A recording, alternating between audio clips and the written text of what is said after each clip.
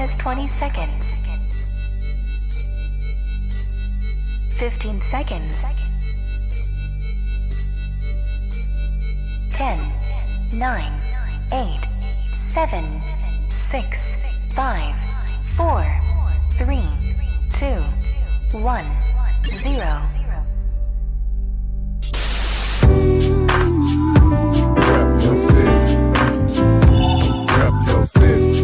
Okay. Rep your city. Let me see the mic. Rep your city. Give me the mic. Rep your city. I got you. Rep your city. I'm gonna tell you now, man. Rep your city. It's time for us to go live, so rep your city. I really would appreciate if y'all roll with me. Feeling this music cause it makes me wanna step. And if you don't wanna to, then you lying to yourself.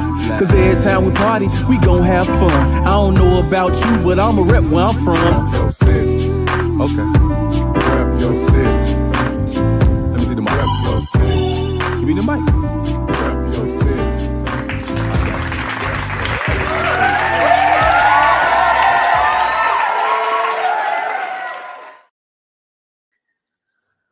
Welcome to the RYC Live Show. This is RYC Live, Rep Your City, Fresh Fridays, and we are back once again with another fresh episode here tonight.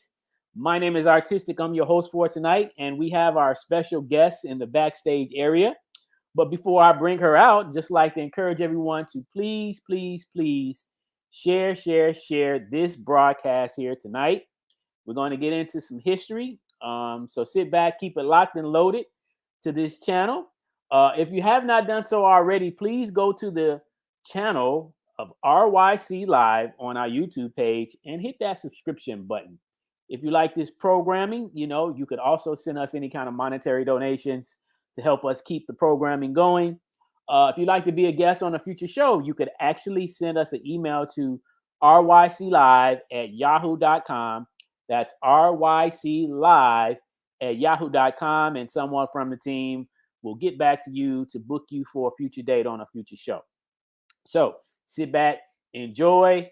If you like to ask any questions, feel free to type in your questions or make your comments in the comment area. I can pull them up on the screen. Make sure you keep everything clean. And let's have a good old time. We do this each and every Friday night at 8 p.m. Central Standard Time. And here we are back again on a nice Friday night here at the headquarters here in Chicago. Our base is here in Chicago, but we circulate around the globe. So without further ado, I'd like to introduce my sister for those that may know her. She goes by the name of Rose Cherokee. And tonight we're going to talk about her history, her contributions, and whatever else she'd like to share in connection to what she's been doing over these years. And, get to learn a little bit more about it for those that may know about it and those that may not. I'm going to be sitting back taking notes myself. I hope you will too. So keep it locked and loaded once again. So without further ado, let's bring our sister out, Rose Cherokee. And there she is. Welcome to the RYC Live Show this night, my sister. How you doing? I'm empowered, brother. I feel great. That's what's up. That's what's up. Well, I just want to say thank you for taking the time out to come on the show. We're honored to have you. Um, and we're gonna have a good old time here tonight, talking about history and things of that nature. So let's get it going. So I want to go all the way back to the beginning because this show is about history and heritage, and I like Okay. to show the timeline, the lineage of how when we first got into it, and how we Okay. connect with other people that helped us kind of cultivate the ground, so to speak, for this beautiful culture we know and love called hip hop. Sure. I got so, you. so tell us, how did you get? So let me ask you this: was it something that you watched or witnessed at the time that made you or prompted you to want to actually become a part of this thing? I know for me, I started in the '80s, and I was attracted to the dancers on the street. Okay, so breakdancing hit big around 83, between 82, 83, and 84. And it was people dancing all over everywhere, right? On the TV, magazines, everything started coming out, movies. And so I was like, I want to learn how to do that. And that was my first introduction to hip hop. And then about 2 years later, I got into rhyming. So we Okay. started writing raps, and we used to listen to a radio station here called WHBK. And so it just continued to grow and develop, and it taught us and nurtured us. So, how did it start for you? Okay. So we'll go back. I actually left here in the third grade from Inglewood for 57th and Green. My grandparents, they retired and Okay. moved to Mississippi. It was time for her to go take care of her mom. So she Okay. took all our grandkids with us. We didn't know that I was staying. I was down there for the summer, but I wound up never coming back. Right. And so I would come back only 3 months out of the year until I was 14 because my mom still stayed in Chicago. So I'd be here maybe all the summer, spring break, and stuff like that until I was 14. At that time I was 8. I was in the third grade when I left. Okay. So around the seventh grade, I come up here, come to Chicago. I still was coming to Chicago. So I still got introduced to hip hop from Chicago. Now, Okay. Mississippi in the seventh grade, I remember having to recite Shakespeare Okay. in the seventh grade. Okay. I'll tell you who introduced me because I love this sport. Okay. This blow. Basketball is my favorite sport. Yes. It's so funny that I'm saying this right now because I just made a post today and I wrote that round that basketball is my favorite sport because I'm a coach for a Okay. summer team league. I'm a coach for boys at Chicago Park District. Wow. Or whatever. And Curtis Blow was the one that inspired me just from them rhymes to say, oh, I can do this. So Yeah. I rapped Shakespeare. Wow. I rapped a poem, and that was the beginning. And I never Wow. really went back, but I still wasn't sure what I was doing or Okay. whatever. But 85. Wow. Wow. Wow. Now, for the record, where were you in In '85 when you started? Was Aberdeen, Mississippi. Aberdeen, Mississippi? Okay. Aberdeen, Mississippi. But I came back. I was here only 4 months out of the year since, from third grade. So 4 years later, Uh-huh. I'm still here, but hip hop was coming. Yeah. And Yeah. I hear it, you know what I'm saying? And Yeah. it was on from that point, from Curtis Blow. Yeah. Curtis Blow is the one that particularly inspired me. And then I found ladies in the hip hop. Oh, it was over. It was over. Monty Love, MC Light, Queen Latifah. I was like, they can do it. We can do this. Yeah. And Yeah. I was Yeah. inspired, but I was really inspired from a male first. Yeah. Yeah. Yeah. So talk a little bit about, because I also want to paint the picture of community. So, whether, that was happening where you were at down in Mississippi or in Chicago, what was it like that kind of started to sprinkle? Like you mentioned Curtis Blow, and obviously the reason why Curtis Blow affected us because he actually had got a record deal. So he Yeah. was able, people like him and the Sugar Hill Gang were able to be heard on the radio, right? And rap Yeah. was rap was real new back And then. Cool Mo D, I'm talking about the Wild Wild West. I was a kid just Yeah. seeing that. The Wild, I mean, it was just so infectious. I was like, what is this? What is this Yeah. music? It was just, it was one of those things. Right. And I'm like, I need a part of this. I need this. I had my grandmama get me the 45, you know what I'm saying? The record. Yeah. We had records back then, you know what I'm saying? And so, at that time there was other people like they wasn't hip hop, but Atomic Dog and all that stuff was out, the 45. So it was just a great time. It was just a great time. Yeah. It still had that little hip hop vibe too, the dog catcher. So it was that vibe that was happening, I guess, during that time, the syncopation and the beats and things. So, like I can recall for me as a youngster, a teenager, in the early 80s, when I started hearing, because prior to listening to the radio station that played rap here in Chicago called WHBK, we used to listen to another radio station that was real popular here that was being broadcast out of Oak Park called WBMX. And that was the house station. Yeah. And I would tape from that station. When I come here, I would tape all the house stuff. Yeah. Come to Jack Your Body, all that, and take it back down south. Right. And I shock everybody. They be like, what's this kind of music? What is this? I was like, this house, you ain't up. You don't know what this is. You don't know. You ain't know. You don't know what's happening. You know, I would say, like, I'll be coming every summer. I have a tape coming back, and I have taped all of the segments on BMX. Yep.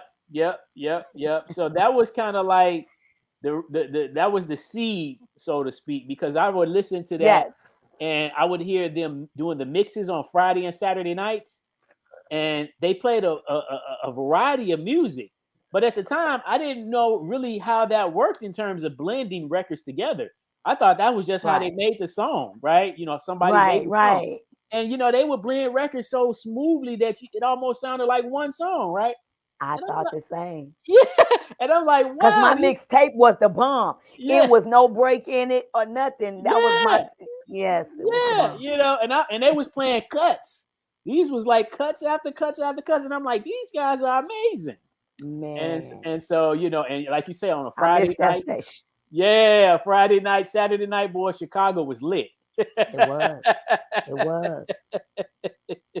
But it also kind of, like I say, it planted the seed, because those DJs did some phenomenal things. They did. And it went on to lend itself to opening up the doors for hip hop to kind of come and grow and develop, because we were really known as a house city.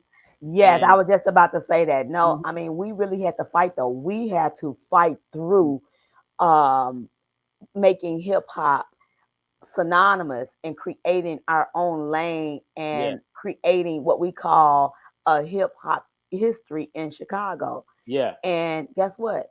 Everybody got with it. Why? Because when we left the Double Doors, where did we go? When it was over, we went right across the street. What was across the street? The warehouse. Yeah. When we finished doing what we was doing at the spot or the Double Door, whatever, we went to the warehouse. Yeah. In the same breath. We were those people, because one thing about it is we love our city and we wanted hip hop here, but we definitely didn't want what we had established to be dead. Right. House. Right. We want to keep that, let people know that this was where it came from, Chicago. Yeah. But hip hop is here. Look at this. Yeah. Look at us. Yeah. And like back then, like you said, we had to kind of fight for space, because like house was dominant, so it was in a lot of clubs. And the other thing is that house had that we didn't have at the time was the connection to radio, because when you think about, you had the house DJ / producer, they had it all together. Yeah, and they were friends to these people that were making the music, the producers. So, like for example, just say Jesse Saunders, for example, he make a record. So now he got to do is go give it to Farley, and Farley's gonna play Yeah. it on BMX, right? So, and unlike us, we didn't have that channel of connection, so to speak. So, a lot of our stuff was just done locally on a cassette tape, Yeah. and Organically. Yeah. And this is why we deserve the accolades for hip hop. What's Yeah. happening? I mean, I'm sorry for House. What's happening in Chicago right now? I'm just going off a little Yeah. bit, but House is taking off. I'm so proud of the DJs and the collectives and the collective community that we have as DJs that kept the House in the forefront of Chicago and didn't step on hip hop toes. Because it would have been a fight. Yeah. We was already fighting. Had to fight all Yeah. Because we were all trying to kind of almost like you say, fight for space at the same time, because it's just like you got two different movements trying to grow and develop at the same time. So you need a little room. Yeah. And like I said, I'm happy that House continued to do what it did, because look, me too. We celebrate 40 years of it tomorrow, right? With the festival. And they're the ones that can tell the rest of the world how it goes. How House really, needs to grow or whatever. Yeah. I mean, so they have a voice in higher places. Yeah. See what I'm saying? We got a whole picnic nobody over the world in the country has. Right. Chicago DJ started that. Yeah, for sure. And that's history again. And what I found out too is, as I was DJing, as I was doing research on a lot of hip hop DJs, I come to find out that a lot of the Chicago hip hop DJs were inspired and or influenced by the house DJs. It goes hand in hand. It goes hand in hand. You can't have one without the other when we talk about history in Chicago, because we was side by side. Yeah. Fighting for space. We was side by side. And we loved both. Yep. So let's get back into with you coming up developing, because again, I hadn't got the privilege to meet you back then, but it's just great to be able to come together, better, like as they say, better late than never, to meet people and to get to know them and to see where they fit in with this whole, like you say, because we're a collective here, and every city has its own history, and people need to respect that, right? Yeah.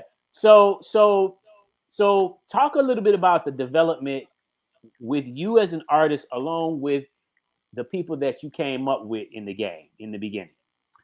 Okay.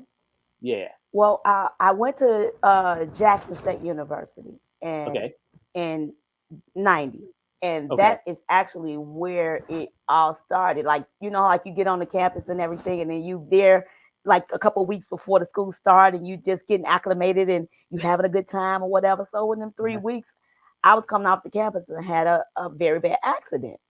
Okay. A guy ran into me coming right off the Jackson State campus. Okay. And when I looked up and I looked through a window, there was a guy at the window, and he called my mom. I told him my mom was in Chicago. He called my mom.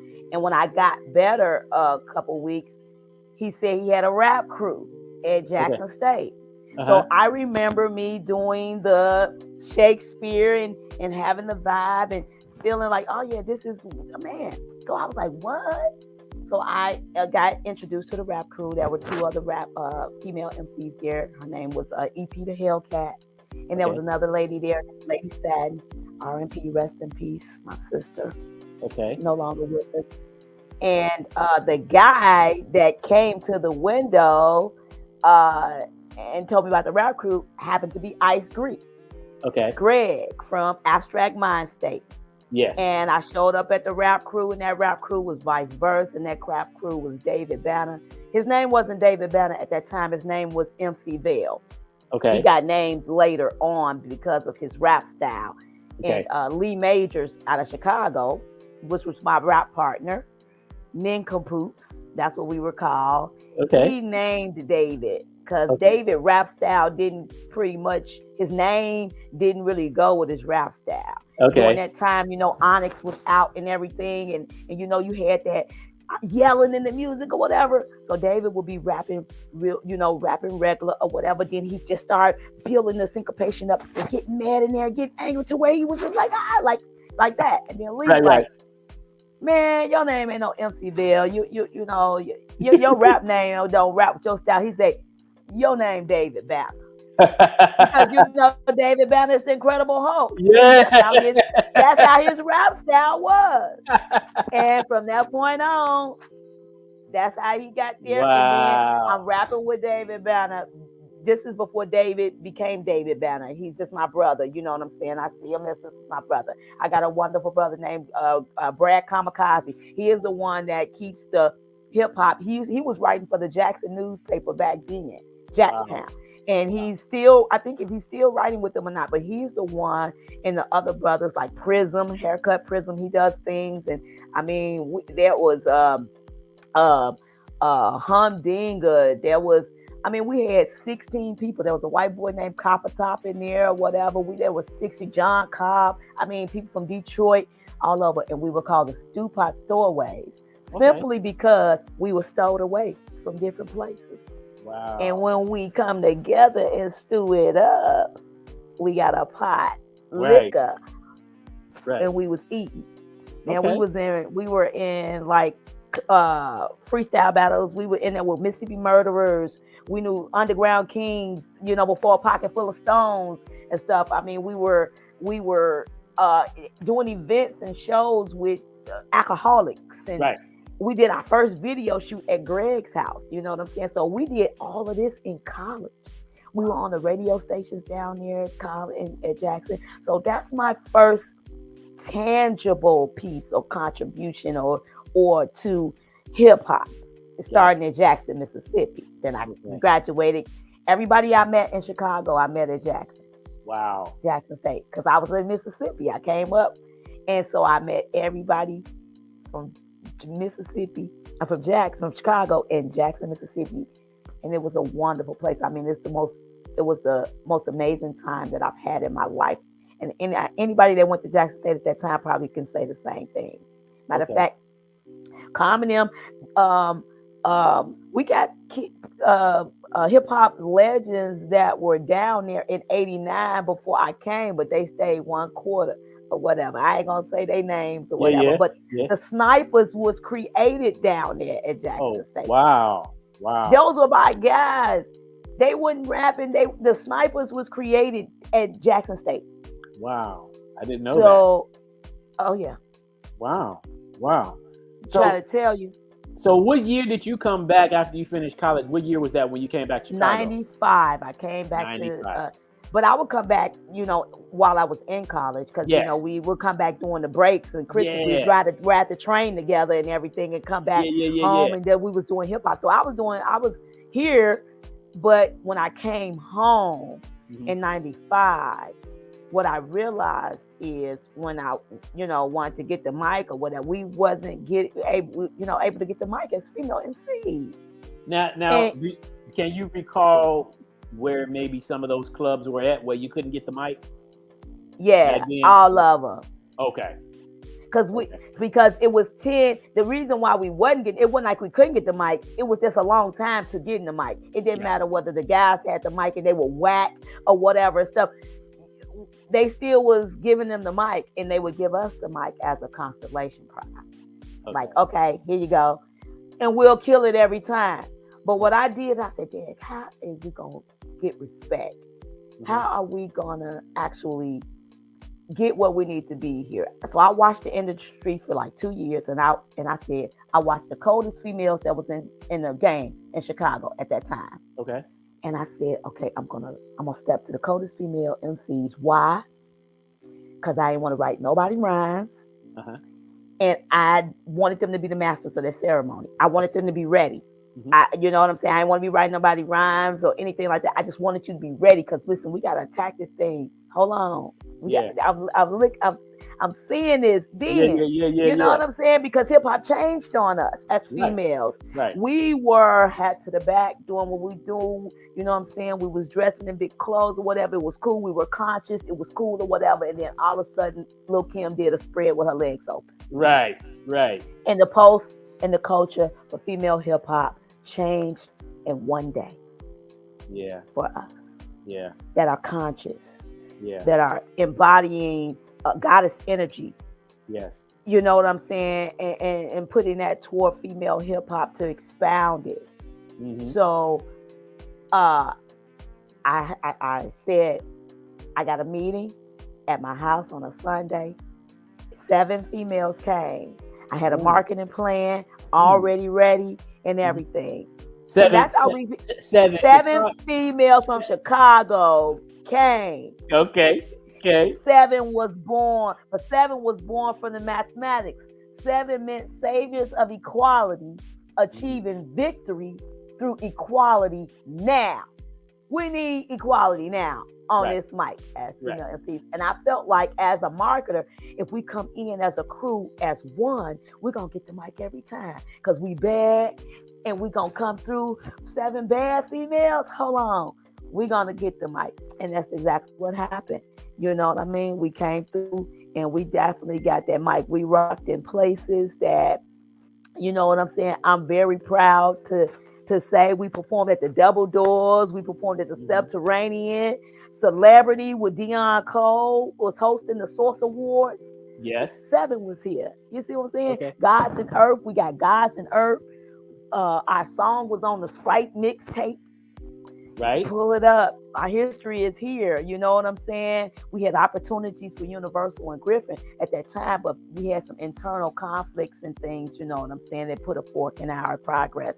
You know what I'm saying? So most of us, all of us actually were talented sisters. There was App G. She had a group called Co-Ed because she had a male named Frost that she was rocking with. Okay. We had Strings.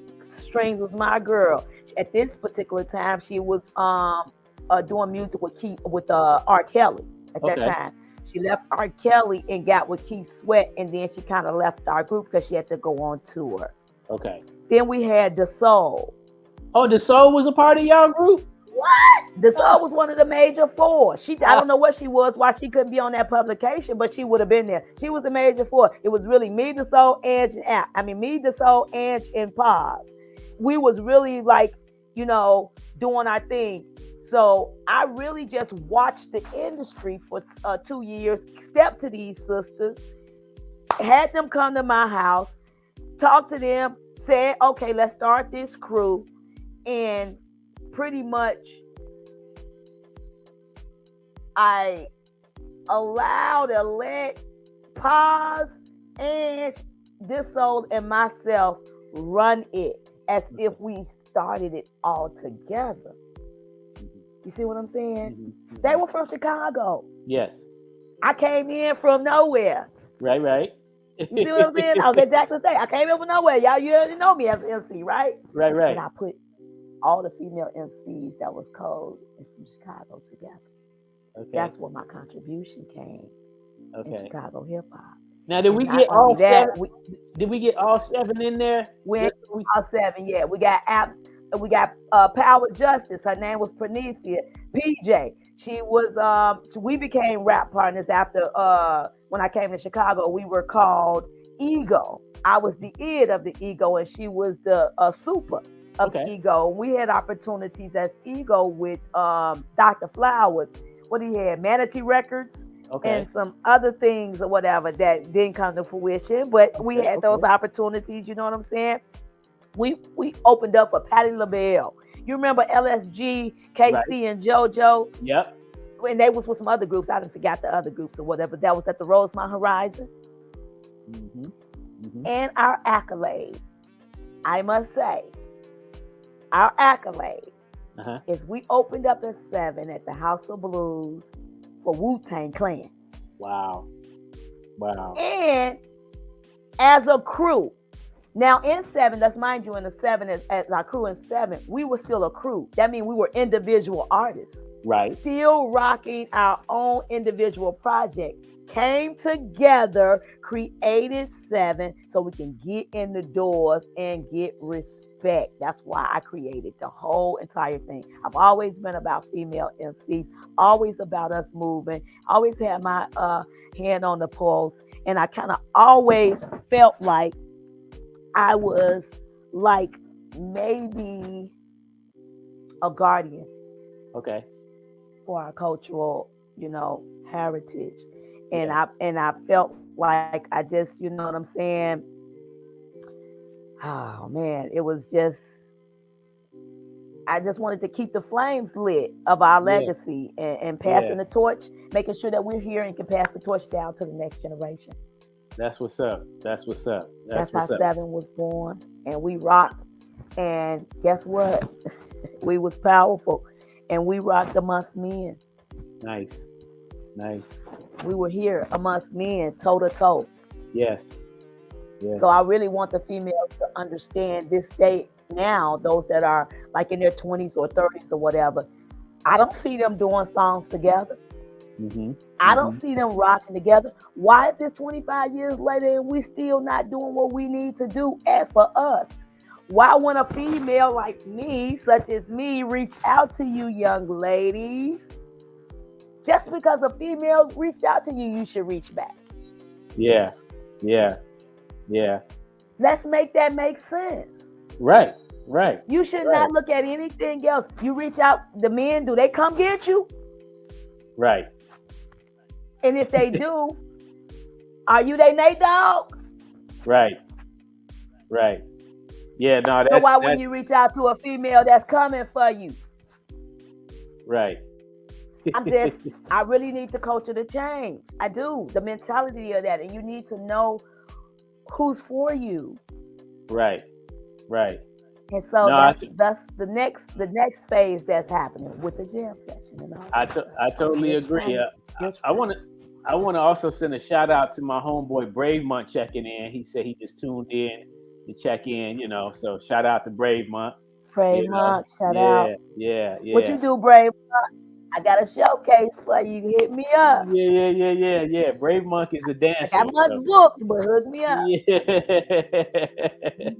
Yeah. So no, that's real cool because and I just for the record, I want people to see I have my personal copy still here, right here, the Route 2000, we had this in the museum. Imagine. So, Imagine. yeah. So I think, it's that wrote that. Let's give her a shout out. The sister that put the magazine together. I mean, the publication together. That was her first issue, and she asked us to do it. And I don't know where she is or whatever, but shout out to her because she captured that history, and she's history herself for doing it. For sure. Yeah, I think just acknowledging everybody that played some kind of role in the documentation of our culture and helping it to grow and expand is important.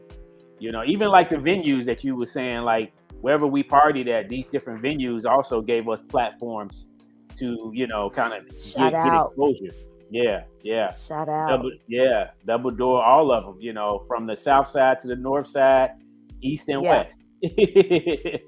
Yeah, both. Yeah.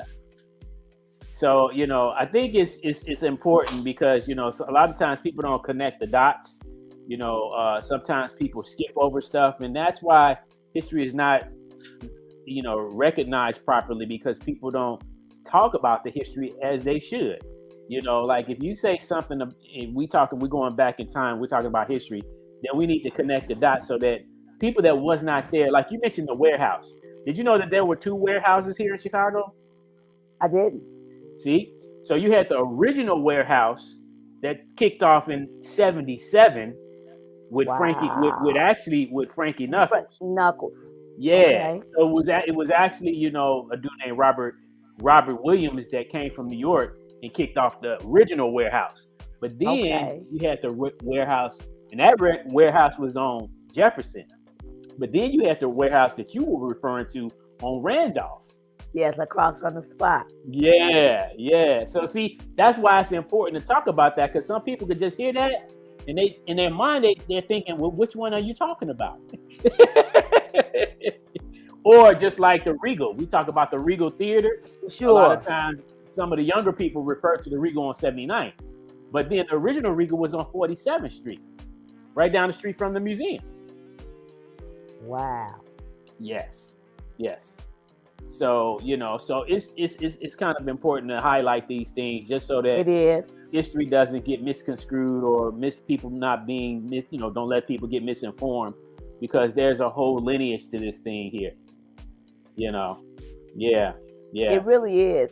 And we're here and we played a vital role in opening up these doors for the young men and women that are doing their thing right now for Chicago to even be looked at. Yeah. They you know what I'm saying? The reason why we don't have the record deals or whatever, because they were still looking at it. Yeah. They was watching what we was doing. And then they came in 98 or 99 to snatch everybody, the producers of the music, because we are actually the cultivators of the original hip hop music, like for the 90s. That you don't hear that hip hop. We're the preservators of that music. Everything that we did, I'm serious, we can pull out songs that's 25 years now, right now. I know. Like, The look, beat and everything. Look. And you would think it was made yesterday. Look, I was just telling a group of people today when we had a tour at the museum that, did you know D.A. Smart was kicked out of the Regal on 79th back in 1990 for doing a poetry piece called Black People Ain't Prejudiced, We Just Mad. Okay, now he gave this piece, and even to this day, the brother can deliver that piece and make the hair on your arm stand up, right? Because he's telling the truth in the piece, but it can kind of be offensive to some people that's of a different skin color. And so the people that were at that event, not everybody at the event was black. So some of the people kind of took offense to the piece that he made, and they say he needs to be disqualified. And so look at that. Yeah. And I was on both scenes. Yeah. I was on the poetry scene when hip hop was going on in Chicago. So I came up with Jay Ivy and Malik Yusuf. I was supposed to be hosted in the Enters with Malik Yusuf during that time. Yeah. I'm Love Borne on the Right. scene as a poet in at the same exact time that I was Love Borne as an MC on the hip hop scene. Right. Yeah. So it's twofold. Yeah. I have history as a poet because everything I wrote was poetry. I just delivered it. It's just the way that you deliver. You can deliver the poetry as a song. You can deliver the poetry as a rhyme. You can deliver poetry that you write as a gospel song. You can deliver it as a country song or whatever. It's all about the delivery. So the same rhyme that I wrote as a poetry, the same rhyme I delivered as a rhyme. And I think that's kind of, in my opinion, I think that's the reason why, because the DA can recite that piece where it gets so quiet in the room you can hear a pin drop. And then DA is very boisterous. He don't need a mic. He could like fill up Chicago legend. He could fill up a whole auditorium with his voice, and the stuff that he says can penetrate and make you feel a certain way. So I think they just was in fear, a lot of people. And so when they kicked him out, we actually organized with the help of Dr. Groove back then and several others. We got Dr. Groove. You know Dr. Groove, right? Dr. Groove helped me get a job back in there. I know Dr. Yeah, Groove. Dr. Groove helped everybody for get a the job. opportunity aspect. I learned that Dr. Groove being broken. Yeah. Get a job and Samuel for Feather Fist or whatever, back in the 90s when we were doing hip hop or whatever. But during that time I was a whole manager. Okay. That's for Foot Locker. See? So nobody even knew that. I didn't want you to know because you was bringing your shoes back too much. Right. Yeah. Come out FD and or whatever. But I was dressing the whole 7 from my inventory in Foot Locker. And if they got the shoes dirty, because you had to put tape on them, they had to buy them. But that was the whole aspect of me changing up 7, because dressed, everybody in that time, you know what I'm saying, females and all, dressed like everybody dressed in big clothes, you know, TLC from the, you know what I'm saying, TLC Right. tip, Right. the hat to the back. We all look like men, but we were girls. Right. And me coming in, watching the industry when I stepped to the sisters or whatever, and I didn't, we were housing goddess energy, period. And that's what I wanted to basically expound on. And that was my first aspect of stepping into the styling and you know, organically didn't know that I would actually go to fashion design school one day. You know, this was like years later or whatever I did all of this or become a celebrity stylist or anything like that. Yeah. But I styled seven. I put us in our first dresses. I put the crazy. females in their first heels. I made sure that we looked like we were coming to rock a show. Right. Every single time. One piece, we had that Adidas one piece on. Everybody else, we did that at the Double Doors when we performed there or whatever. I would want to help the females look like females in Chicago. Separated us. I brought style and your feminine, your divine, sacred, feminine energy. No, I can appreciate that because I think that's another important part that most people don't recognize that's important is style. Yeah. You know, as b-boys, it was all about style. As graffiti artists, it was about style. MCs, you had to have your own individual style. Yeah. You know, and of course, when it comes to fashion, you know, who wants to look like somebody else? You know, you're gonna rock your style a little different from the next person because that's what's gonna make you stand out in your particular style. Like I was a Run DMC fan, right? Now, if you remember Run DMC, like I love Adidas, right? But Run DMC didn't wear shoestrings in their Adidas. That was their style. Right? I love Adidas too. Yeah, I love, you know, but Run and them didn't wear shoestrings in their Adidas.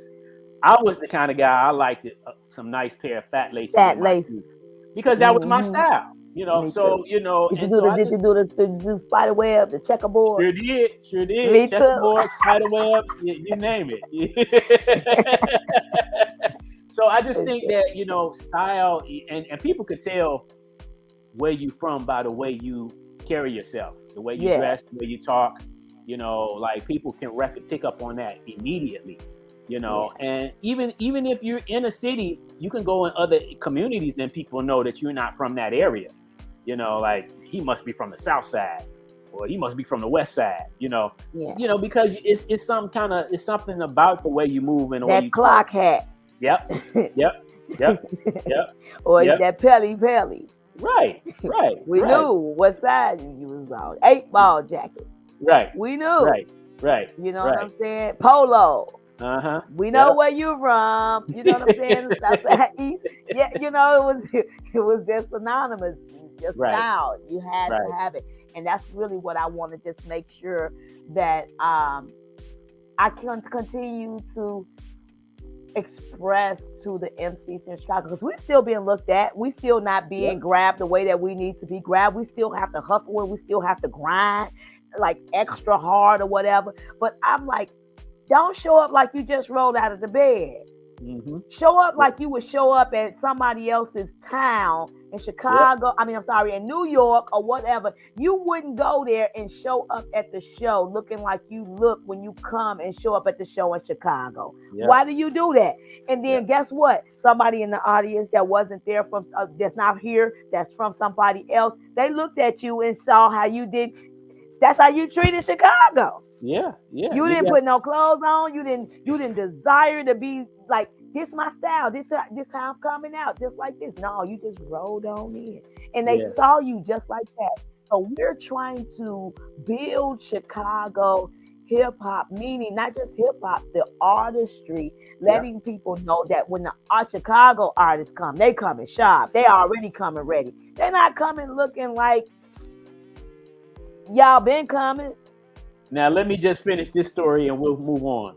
So when DA got kicked out of that showcase, and mind you, R. Kelly at the time was in that showcase, and R. Kelly didn't even win. Okay? Wow. We boycotted the Regal. We was out there in the middle of the winter walking around with signs, talking about they better put DA back on, right? Yeah, And I we was like out that. there. Yeah, we was out there for some hours, right? And that was one of my first demonstrations, and we actually won and helped DA get back in that showcase. DA won the money was $1,000 to the main winner. So DA even beat out R. Kelly back then. Okay, DA won. He got in the newspaper and everything. It was a big shebang about this thing here. Yeah, And I'm sure. it was all about like how you gonna just disqualify somebody just because they had freedom of speech to write a piece about something that may or may not have rubbed you the wrong way. Like how you gonna do that? It wasn't like he did anything physically wrong to anybody. He just made a poetry piece, that may have made some people feel a little uncomfortable. Right. So, but Great. he got back in, so it was a great victory. And I'll just say this, I feel like Chicago artists in general, we have got the short end of the stick, and we had to fight our way in many ways. But all our life we had to fight. Hard work pays off when you put in the real work. You're gonna see the end result in a good way. So DA, and still to this day, DA rock. He don't care what nobody say. You know what I'm saying? That's why he's an independent artist. Same thing with Ange 13. That's why she didn't. Let's talk about her. I'm so proud of her, but at the same time, this is how hard we got to grind. This is why I'm saying, like, this is time up. We got so many amazing female MCs. I'm talking about we got this is the fourth generation, maybe going on the fifth generation that's 16 and 17 of female MCs that's grinding. You know what I mean? And we still don't know. You're still not internally looking at female MCs in Chicago. But I'm not going anywhere. I'm here. You know what I'm saying? I'll style you. I'll help you get that. Got a degree in marketing. You know what I'm saying? Let's go. I'll show you what you need to do. Just tell me what you're doing or whatever. And I'll show you how to finagle in there to get what you're looking for. So, it's just a matter of that, being able to support the sisters that need the support, that don't know they need the support. Because like I said, we here in Chicago, we're still segregated with each other. Mm-hmm. You know what I'm saying? Yeah. And I'm just basically putting my hand out, to let you know that I'm not asking for anything. I'm here to help. You know what I mean? Because I want to nurture and uplift the community. I want to just use my voice to summon the wisdom of my ancestors and just, channel the guidance for the present and the future. Okay. Channel this thing here. I mean, because we're here and I've been connecting the stars to the streets for a long time and bringing celestial rhymes to earthly beats. And thank you. And there's a lot of sisters just like that here in Chicago. We ain't taking our clothes off and things like this. We ain't compromising our morals or whatever to become stars, so to speak. We're stars already. You know how we feel. Yep. So real quick, I want to acknowledge a few comments that came in to some of our viewers. My homeboy Speedy D is checking in from Texas. He says great history. Thank you, my brother. And then of course Brave Monk checks back in. He says spit that. Shout out to Brave Monk. Speedy also said shout out to Dr. Groove. See, some people don't even know Dr. Groove was an MC. Right. Okay? You know what? I'm just learning this because Dr. Groove helped me out when I said for a job. Yeah. See, and it's still here connecting to people. Yeah. So that's why I say we all got roots. And we need to learn more about one another because our roots are deep. You know what I'm saying? And if you don't have these discussions and conversations with people, you won't know. You'll just know what you see them as of today. But you won't know what they did. Like, people don't know Twista. People know him of today, but we knew him before he was Twista. And did. I remember seeing him as a little girl on a stretcher with his big toes out in a high top fade. And I said, who is this man rapping like this? He's another one that inspired me. And he was from Chicago. He came in the time when hip hop was really getting started. He's the, you know what I'm saying, Rakim and all them in Chicago. He came in around that time, and he was already with a video on TV for us to see. Yeah, and you know, Twisted was. I was in Mississippi.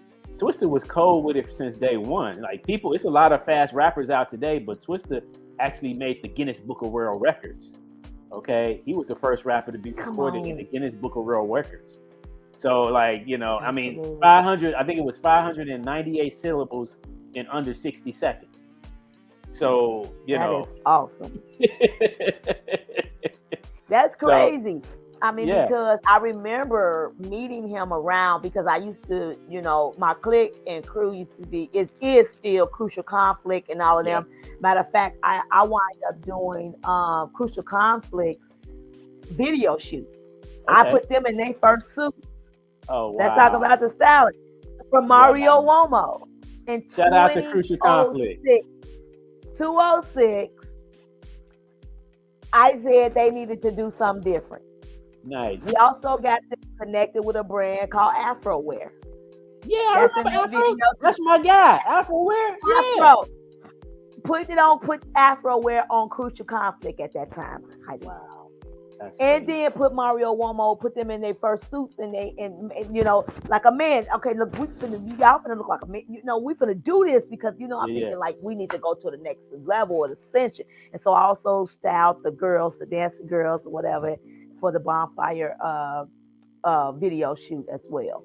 Nice. So I was basically been on the west side and the south side. That's another thing. Yeah, two different of hip hop at the same time. Yep. That's how I know the soul and direct and Do or Die and my girl Nuisance and you know, her crew and all that. And Alizé. And Alizé was on the north side or whatever, but she was with the west side guys or whatever, stuff like that. So I basically didn't have no side. See, that's it. Chicago is your side. And that's what it needs to look like. Yeah, because I mean, look, Ange was originally from the south side, but then she moved on the north side. So, you know, so you can get stuck. You can get stuck in that side, but at the end of the day, we in Chicago all day. Ain't no sides. So we definitely need to still stop that west side stuff, whatever. Yeah. So thus I started the collab. Let's talk about that. Okay. A jam session with a live band or whatever. I'm pulling back to work on my solo career because I've always been with a group or a band or something that's Love Borne. Okay. And I wanted to get me a MC name. Okay, so my let's talk MC name, yes, I've had this MC name, Rose Cherokee, that I developed. It's been about 12 years now. Okay. But pulled out, you know, on flyers and everything about 8 years ago because I was with this hip hop rock band called Black Flowers, one of the lead singers with the rap guy named Akil. And he used to rap and I rap too or whatever and sing too. But we did hip hop and rock.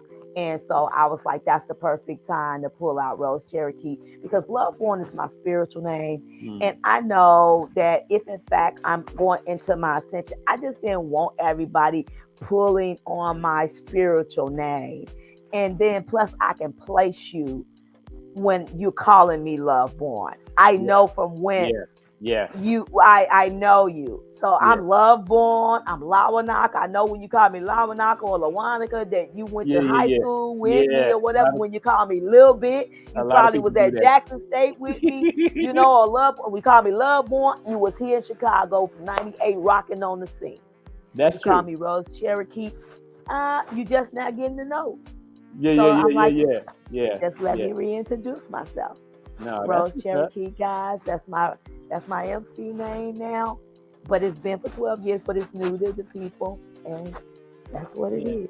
And you know, it's all about growth and development. A lot of us, you know, have had some, you know, a couple different names over the years. Like you know, Ange used to call herself Sister Ange back in the 90s. Yeah, come on. Yeah, I understand.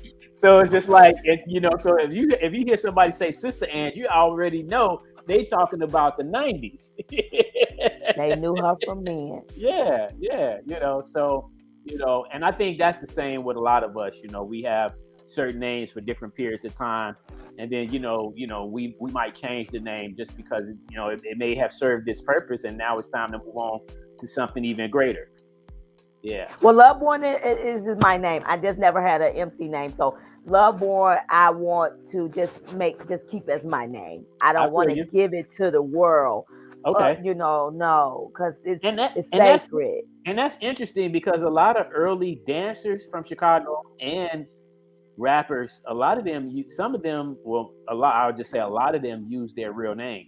Like there were a whole class of people come from the West Side that were lockers. And a lot of them didn't have stage names. That a group from the West Side named the Puppets. They all just went by their real name, know. And I was just like, wow. They never have that because I didn't feel like I was a gimmick or something. Right. I did, and so how the name came up with Rose Cherokee really isn't a gimmick or anything, Yeah. Rose, I felt like, you know what I'm saying, out of all this time in the industry, I still have never gotten what it is that I think. You know what I'm saying, that I deserve out of the industry, basically with producers or anything. I mean, I went through several here in Chicago, and I also still believe that, I am I'm not really seen. Mm-hmm. I'm not utilized correctly, like my gifts, like what it is and truly who I am. I'm not utilized correctly, So I was like, okay, let's just create your own vibe. And if you can create your own vibe, I don't have to worry about looking for anything for anybody or anything. Thus the collab came about. So I can bring the South and West Side, the old and the new, connect everyone in a space, because we can't do anything without our ancestors. How we gonna not have the elder musicians or whatever in the house with us? How are we not going to have them in the studios with us? These men have rocked on stages with all of the legends and all of the greats, played all this bass, played it all these things, their 60s or whatever, they late 50s, or what they have played with all these people, and we are not tapping them. I agree. So it's a change. The collab is really that. Some people don't even know that before hip hop, we had a whole movement here in Chicago. So, Bronzeville is a blues district. Okay. So you had mad legends coming through there like Muddy Waters, Willie Dixon, and some of these guys didn't even live here in Chicago, but when they came and went over to 47th Street over at the Regal and did their thing. Right. And so, and then, people don't know or may have forgotten that Chess Records was here at one time. And not only Chess, we also had VJ Records. And VJ was started before Motown. It just didn't blow up as big as Motown Records. But VJ was a black-owned label right here in Chicago before Motown kicked off in Detroit.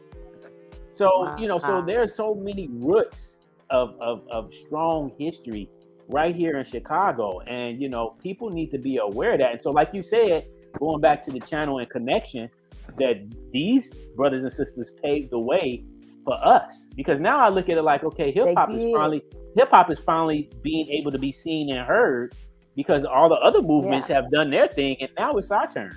Yeah, thank you. And we got to pay homage to House and the others, because that opened up the door for us to know who Chicago was. And so I don't want the younger generation to praise me or anything like that. But one thing you don't need to do is act like doors wasn't open in a lane that wasn't created for you to easily go where you're going, because eyes is on Chicago because how cold we were. We were. So it's like, get to know the people that came before you. Don't get to talking about they old heads or whatever, because guess what? The rhymes we wrote when you was a baby can take you out right now. Yep. Take you out right now. Yep. Don't ever underestimate no MC that came out from the 90s. Because guess what? Hip hop turned 50. We rock and roll now. You can dust off your book. You Yeah. can come back, open that book back up and be 50. Yeah. And do your thing. You can start rapping at 50 now if that's what all you wanted to do at that point in time. It is not. We rock and roll now. Yeah. Can't nobody tell us to go sit down and talk about some you too old for this and you too old for that. The best thing that could have happened is hip hop turning 50 for us, y'all. That's true. We in the rock and roll area. We ain't got to ever sit down. Who we gonna tell to go sit down? That's still cold now. That's older than us. Right. Right. I mean, in New York, we telling them to sit down? No. Right. We can do whatever we want to now. Ladies, young men from Chicago, we're here. Right. All the old MCs that rapped with me or whatever in my era or whatever, dust your pen off. I got something for you. Let's do the old versus the new. Let's pull y'all. Let's go. What you got? What rhymes you got? What you done wrote? You know, telling you. When I was dancing hard back in the 80s, people used to say breakdancing wasn't a real dance. They said you was going to hurt yourself, that it wasn't going to last. It had a whole lot of negative stuff. Graffiti is not real art. You're going to go to jail, it's but now you look at corporations are hiring graffiti artists to be commissioned to do the inside of their boardrooms, banners wrapped around the trains and buses. I'm a whole art teacher. Yeah. Independent. I'm an independent contractor. Right. And they want murals and everything and stuff. And I pull this thing out with students and kids now. So I love what happened, and we stood up with that too. You know what I'm saying? Just like we protested at the House of Blues. Mm-hmm. We were the ones that had our finger on the pulse. And we resonated our voice in Chicago for Chicago hip hop, because they would have artists at the House of Blues that wasn't even from Chicago, and they would book them all over the place. But when our Chicago artists wanted to perform at the House of Blues, they would not allow us to perform at the House of Blues. Caught wind of that, and we were all out there protesting, and thus that accolade about 7 performing at the House of Blues. We got there. Yeah. It worked. At the protesting and all of that worked and whatever. And another thing about it, like 6 months later, we saw a female rap crew try to get together and come out from New York or whatever, and they tried to put this rap group together. They were called, like, I think the 5 Deli Venom. They got that from 7. They couldn't call themselves 7. They copied us, but they couldn't really copy us because they didn't really know what we did. We did our songs on them, but guess what? We spawned off like little spores on them on that show, and let each individual perform their own songs too. And in the end, we performed as 7, as our songs. But how you got it from the beginning, each body came out there and did their own individual song until the last one, and then 7 came together. And they looked, and we was just like the it thing. And that's how I know that we had our finger on the pulse or whatever, because we were copied by Wu-Tang Clan. They the one that put this group together, the 5 Deli Venoms. Now, it was 2 girls that were out already that didn't kind of have much success or whatever. They put into the group or whatever, and it was 5 of them. Look up 5 Deli Venoms. They came out with brand, I think it was Sprite or something, because at that time it was a guy named Olumide. They called him Loom. He was merging brands like Coca-Cola and the Sprite. He had these trucks or whatever. He went up there and put his business plan together, stepped to them, came out, and he used to hand out like promos and things at all of the projects and everything during that time. Loom, Happy, and John had their finger. They the one had the lane for us. Yeah. You know what I'm saying? It made us feel special. Right. special things, the Sprite mixtape, all this stuff was going on and happening in 97 and 98, but we were already here in 94. You remember 95? Yeah. So none of it was happening like that, but that stuff started happening. So we really started feeling like, wow, we about to make it. I want to give Olum a shout out. John a shout out, and Happy a shout out. I have to. For sure. You know, we have the actual Sprite mixtape, the CD version at the museum. Whoa. And we got pictures, and even my partner Brian has. I missed that picture though. I missed that big. Yeah. Oh my God, I missed it. And we also have the footage. So we have VHS format of the footage that we need to digitize from that particular event. The photo shoot. Yeah. I So missed that. So it's so much, and I was just gonna say I'm gonna just step back to Roxanne Shante from New York, right? Queens, New York, right? So there was a time when, you know, women wasn't really dominating like now in the game, right? Yeah. And Roxanne tells this story, which I had never knew. She talks about this at the time. It was mostly male dominated, right? Yeah. And you know, and we were trying to, you know, hip hop was trying to be seen and respected and heard, right? And so Curtis Blow, if you go back to a lot of the early stuff in hip hop, Curtis Blow was there. You mentioned Curtis Blow. So Curtis Blow was really fundamental in really kind of launching a lot of careers. He helped Run DMC and so on and so forth. Fat Boys, you know what I'm saying? And yet some people just forget that Curtis Blow was at the very beginning, right? Yeah. And he was a part of this culture from the very start. He worked with Russell Simmons and everything, right? Yeah. And so, you know, but there was a time when the industry hadn't really existed yet. It was working its way, and they was like, okay, you know, how are we going to make this new genre of music a lane? And so they were battling, and some of the top MCs back in New York, such as Busy B, you know, and so many others, you know what I'm saying, Kumo D and his crew and all of these other groups. So, you know, they battling and stuff for world supremacy. So when they had this one battle in the mid 80s, Roxanne Shante got in that battle. And Roxanne was like 13, 14 years old.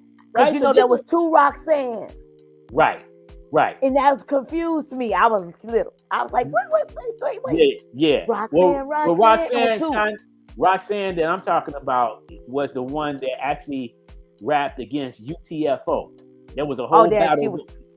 There was a whole battle between her and UTFO. Yeah. Right? But 13. she was also the one that actually got in this battle with Love. I'm gonna say, what's his name? Who did I just say?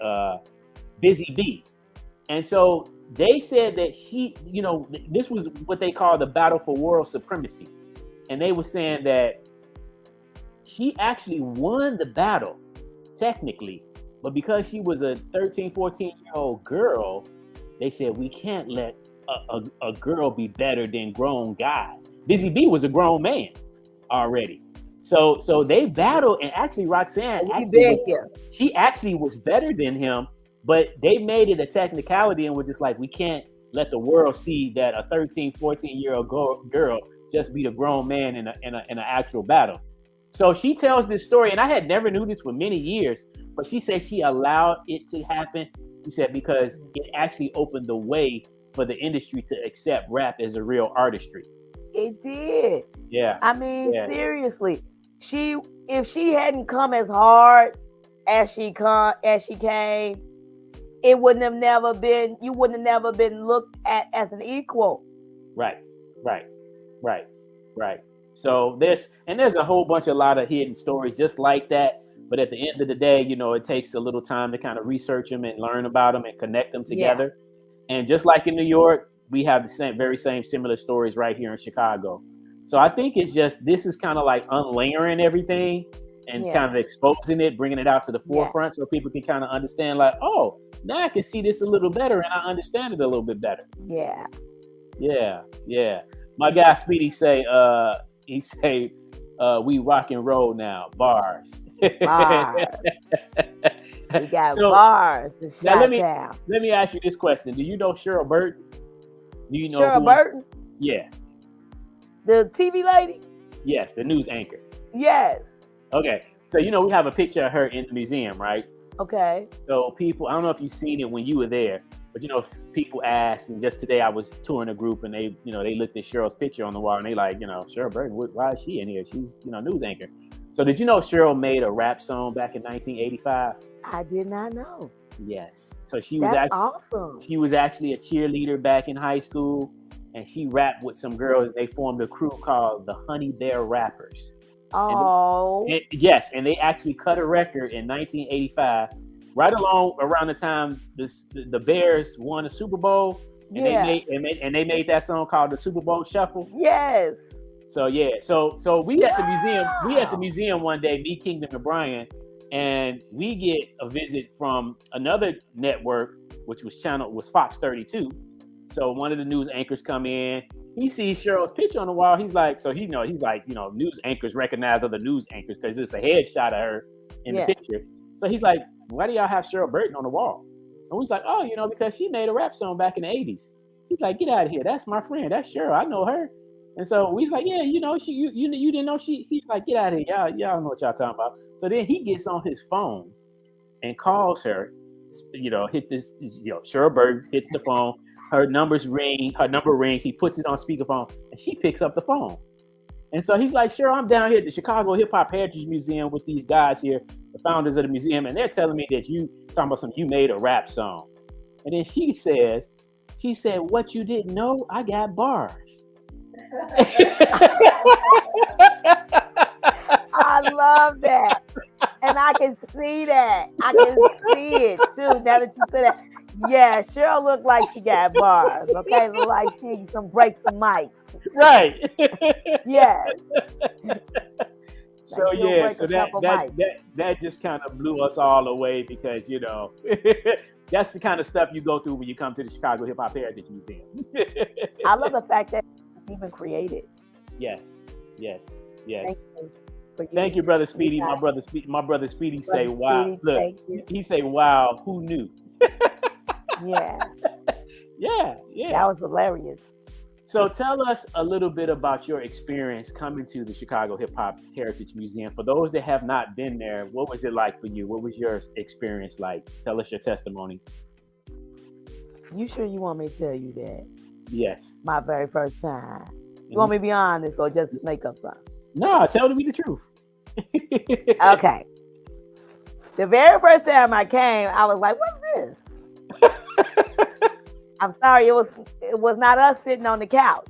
Right. And it was a rock band. I'm like, wait, because I had just come from New York, DC, and the Hip Hop Museum, and then when I know that we had one, I hadn't gone in ours yet. So I am already expecting a place in a house for us to be able to expound, like, you know what I'm saying, have shows or whatever, because in New York the legends they got space carved out where they can go in there and sell their merchandise, sell their records, and if they want a DJ set, if they got a little something going on, the museum is opened up for them, their space, and nobody asking them to pay nothing or whatever. They bringing things, so nobody asked me to pay anything or whatever, but when I walked in there, I didn't see that.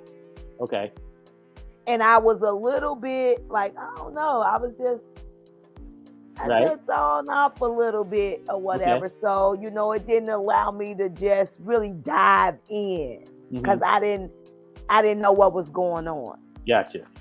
And then later on, you know what I'm saying? I because I love Chicago and I'm a supporter or whatever, I come back again, you know what I mean? And again, and I love the vibe, you know what I mean? It's moving toward the kind of way that it needs to, but I just think more and more of the artists that's on the wall maybe needs to be interviewed probably to make it what it's supposed to be, right? And then a little bit more events that have those that are on the wall, allowing that to be like a real home for us, like when stuff we need to be able, like we coming up with different things or whatever with our artistry or our music or something, and it just needs to be a stable place, like a launch.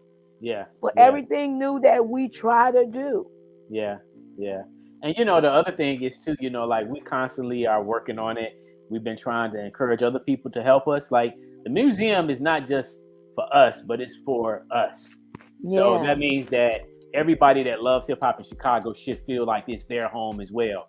You know, come on yeah, down and help us bring some pictures, bring some music, bring some clothes. yeah. Help us, you know, help us tell your story. Help us to tell your Okay, story, you know, I and got you. engage.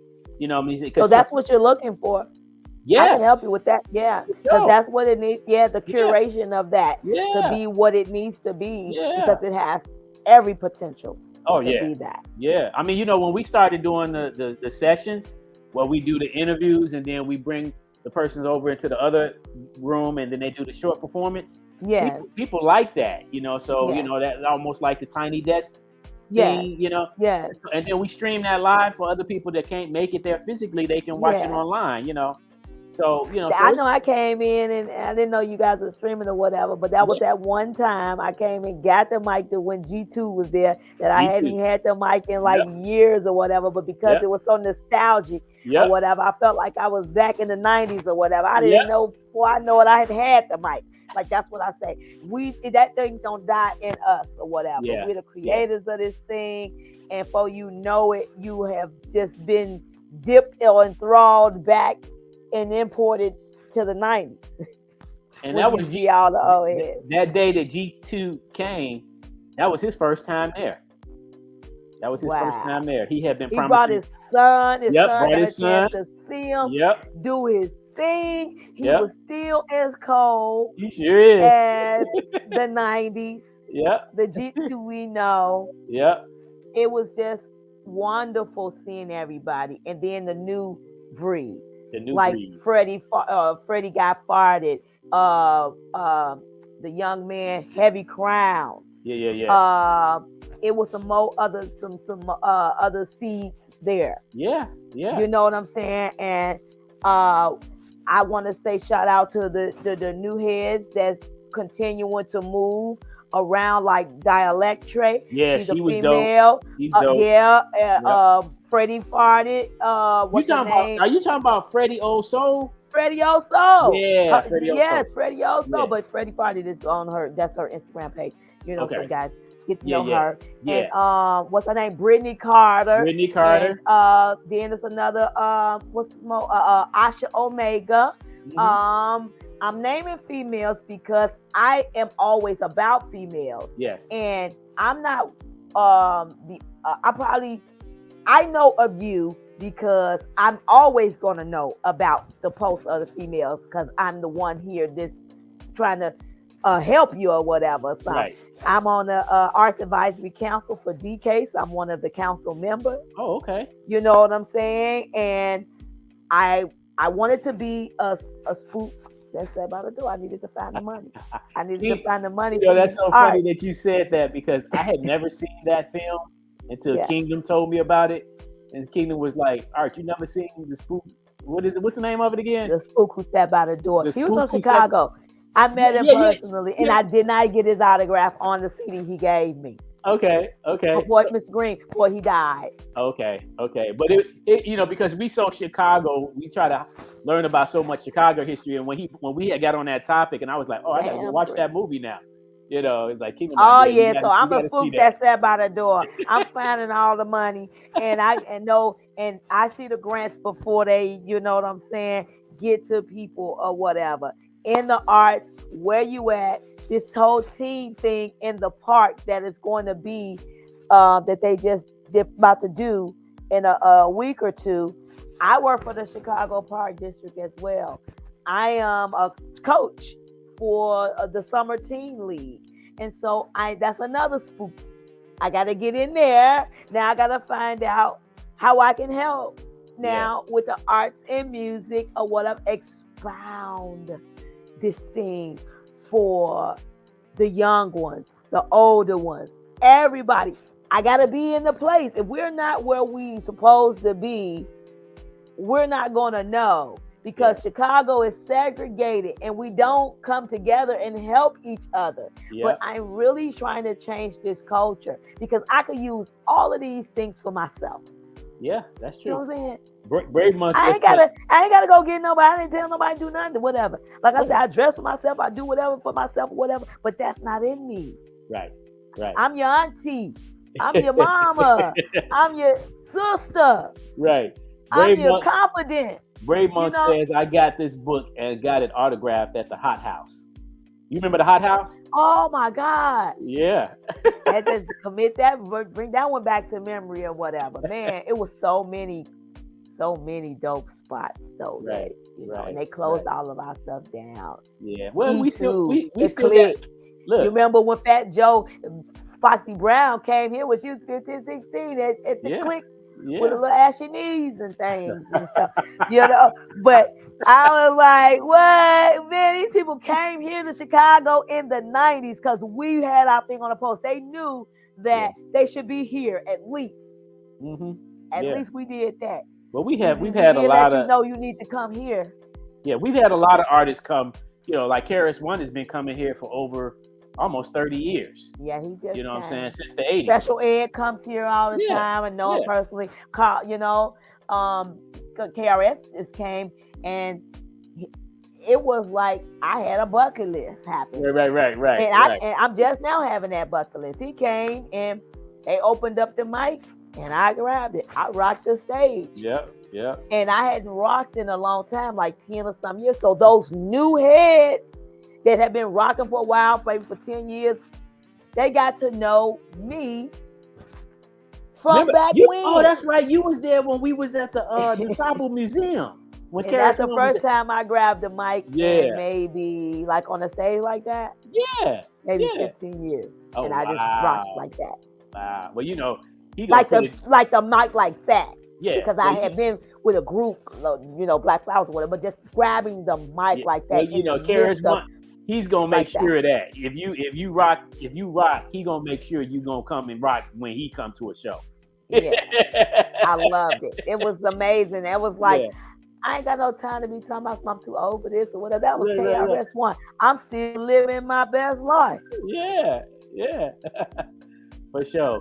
So what would you like to say in conclusion? We're gonna go ahead and wrap it up. What kind of advice would you like to give any up and coming artists today?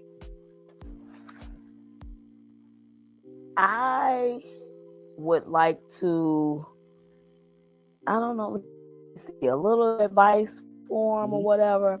Mm-hmm. I really just would like for the artists to get to know, connect with your community. Connect with the community of people that came before you. Get to know who was out here. Who were the MCs? Who were the R&B singers? Who were the musicians? And all that. Start to work with the people that is in your city. The musicians, the poets. Start to collab. I'm at a place called Collab because this is something that we need to do. We need to make songs with each other. Mm-hmm. We right here, we got singers, we got MCs, we got band members, producers. Look for us. Mm-hmm. Don't go looking for somebody all off on YouTube or whatever and stuff like that. Come look within.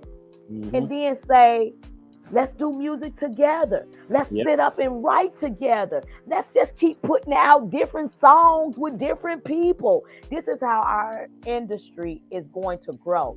We got to make people come to Chicago. That's true. So how we make them come to Chicago is that not only that we just do individual group good music, let's do collaborative good music. So all of those people I put on the shows together, like, I got a new showcase coming up July 19th. I have Talani. I have John the author. And I also have Miss Kitty. Okay. You got a flyer for it? I do. It's on my page. Okay. I've been promoting for them. I don't just do a flyer for artists in my showcase. Okay. I actually promote them. One little flyer that you put people on, that little flyer, and we got this show and this show 2 or 3 weeks later. No. Within them 2-3 weeks, you done had a hell of a promotion for your own individual. I individually do the graphics for the whole thing for each artist. I take my time and I give them their space. I give them their energy, and that they need as their stars here. If we don't treat them like that and care, who's going to treat us like that? Right. We Yeah. got to see each other as stars, not like you better than me, I'm better than you, or whatever. I'm tired of it. I'm tired of seeing it. We're not going to get anywhere. Yep. Yes, you own some festivals. Yes, you got this. But if your own city don't know you, I need to tell y'all this, artist. If your own city don't know you and not rocking with you and can't say one lyric to your songs, can't just be singing them. Right. It's not okay. Right. You might have 20,000 views or 20,000 listeners or whatever, but guess what? Them people out there at them tables that I sit at with, they're gonna ask you, so how do your city see you? Who's your city? They want you to know that your city behind you. But for you to be big, you big all everywhere else, but in your own city. In your own city. Yep. So something's wrong with that. And it should be something wrong with that. So I need the MCs and the people to want to care about collaborating with each other, loving on one another.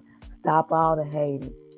Females, start making songs with each other. Brothers, quit leaving the females out and just keep doing songs with men and putting just men on the showcase. Step to a female, do a love song. Come on, do the songs that LL Cool J did with a woman. Do the songs that Meth did with Mary J. Blige. Mary J. Right. We got all these females out here that sing and rap or whatever, but ain't one where's the collaboration? Yeah. Don't make us state dogs. Don't do that. Right. Make us equals, because that's who we are. Great advice. Great encouragement. And I just want to say, I want to thank everyone for tuning in to tonight's show. We got so much going on. For those that may not know, this is Chicago Hip Hop Heritage Month. So we're going to be celebrating all the rest of this month. And then even into August, we got a ton of other stuff going on. And for all those that don't know and would like to watch, the Olympics is going to feature the adult bracket for breaking. Okay, so August 9th and 10th in Paris, France, breaking will be in the Olympics. Wow. Okay? Yes. Y'all, did y'all hear that? Yeah. So shout out to homeboy Brave Monk, who does a lot of the events here in Chicago. Appreciate all your hard work, my brother. He said, been enjoying this Fresh Friday show. He said much respect and let's link soon. Would love to connect with your love. Yes, I was just going to say that. Yeah. And everybody else that was on the line listening or whatever, connect with your sister. I got resources. Utilize me correctly. Right. Producers, holla. Female MCs, holla. Male MCs, holla. Stylists, you need styling or whatever, all of that, holla. That's what's up. So we will be back next Friday with another episode. We'll be back next week, though, at 8 o'clock. So, tune back in, keep it locked and loaded. And again, share this broadcast to other friends and family and crewmates that you think might want to hear this story tonight, because this is what it's all about each and every Friday night at 8 p.m. So I'm going to leave y'all with this. Yep. I'm going to leave you with this. Go ahead. Coded and heavily armed with the shields of babes and eels, Drew Ali, resurrection, Quran, and 101s and Bible, still I search. I'll take the national side so I couldn't hurt the movement. I was sent to bring it all together. In time to weather the storms, I pull out the nectar when I get warm. Eat it in fact. Sometimes we'll bust our gas, misconstrue actual facts, blame washed on crack, place religion on crack. Another Holocaust, but you just lost one. I proclaim my nationality on May 1, 02, 12/12, brings Love Borne through two flags that make me part and partial, and I'm glad. I maybe took you too fast. Come take a drink from my cup. I bring you love, peace, truth, justice, now re-up. Wow. And I was going to ask if you could give us a little piece, but you beat me to it. Yes, Thank you. I love y'all. Thank you so much. Thank you for all you do. Hope tonight has been encouraging to you as it has been for me and everybody that's been tuning in. Thank everyone, all the supporters as you all continue to do, is support us each and every Friday night. Again, share the broadcast to anybody that you think might want to watch this episode tonight. Hit that subscribe button on our channel. Show us some love, y'all. So we'll be back next Friday once again at 8 p.m. with another fresh episode. But until then, don't forget to rep your city, rep my city, and rep wherever you go. RYC Live, and we are out. All right, y'all. Y'all have a good night. We'll see y'all again next Friday, 8 p.m. Central Standard Time. My name is Artistic, and we out. Peace. Power.